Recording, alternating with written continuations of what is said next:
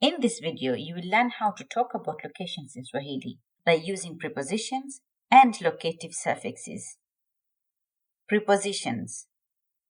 Vihusishi. By using preposition kwenye. Kwenye. Kwenye means at, in, on, or even from sometimes. The second one is katika. Katika. Katika also means in, at, on. Both kwenye and katika are used when the noun is followed by a word modifying it. Examples. Anakaa kwenye nyumba kubwa. Anakaa kwenye nyumba kubwa.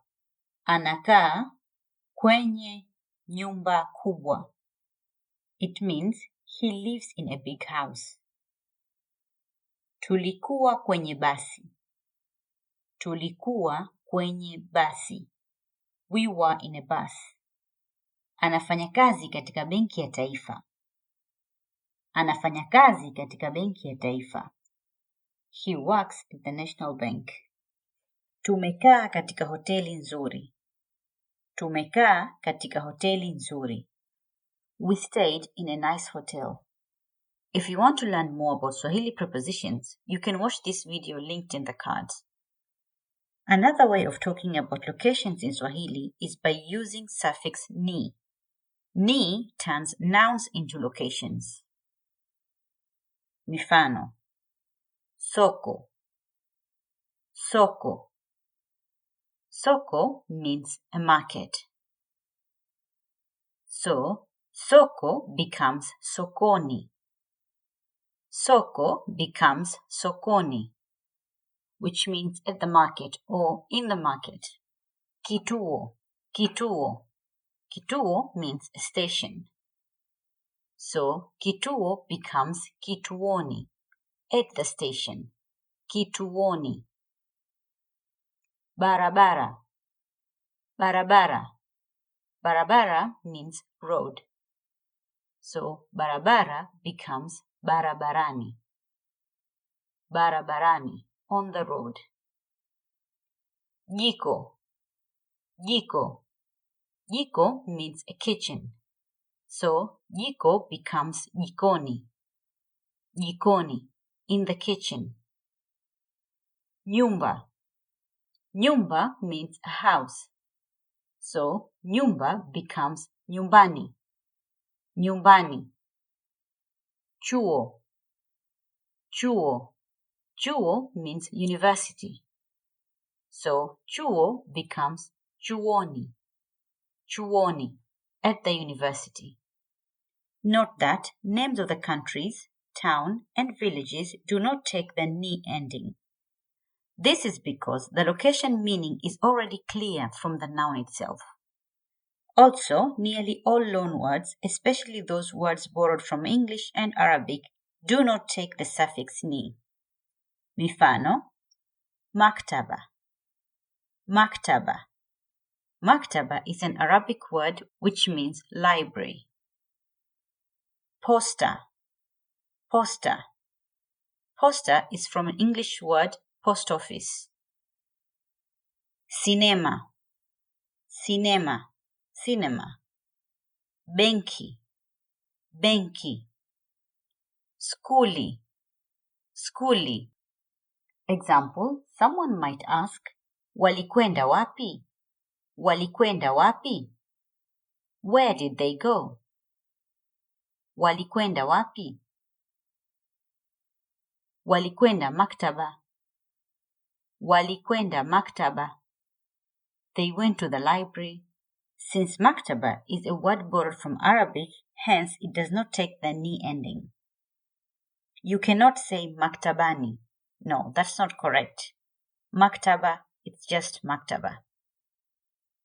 Tulikuwepo cinema. Tulikuwepo cinema. We were at the cinema. Wapi. Wapi. Wapi means where. Wapi automatically refer to a location. Unakwenda wapi? Unakwenda wapi? Where are you going? Where are you going? Naenda skuli. Naenda skuli. I'm going to school. The following are the 3 place markers that are used in Swahili. The first one is ko. Ko. Ko refers to indefinite location. The second one is po, which refers to definite location. And the third one is mo, which refers to the inside location. Sikiliza mifano hii ili ufahamu zaidi. Mkoba uko wapi? Mkoba upo wapi? Where is the bag? The answers can be mkoba uko chumbani. Mkoba uko chumbani.